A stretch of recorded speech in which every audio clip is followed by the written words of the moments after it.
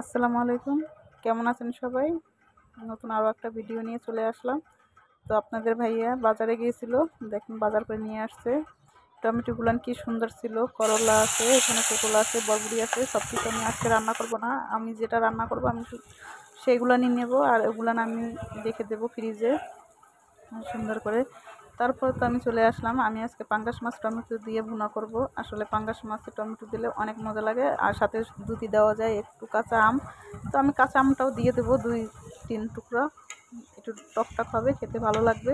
পাঙ্গাস মাছ এমন কেউ নাই যে পছন্দ না করে। ছোটোবেলায় সবাই আমরা কম বেশি পাঙ্গাস মাছ অনেক পছন্দ করছি, বা এখনও করি। এখনও ছোট ছোট যে ছেলেমেয়েরা পাঙ্গাস মাছটা অনেক পছন্দ করে। আসলে এতে কাটা কম। তো যাই হোক, আমাদের ক্ষেত্রেও তার ব্যতিক্রম কিছু না, আমরাও অনেক পছন্দ করি। তো আমার রান্না বাড়া এখানেই শেষ। সবাই ভালো থাকবেন, সুস্থ থাকবেন, আল্লাহ হাফেজ।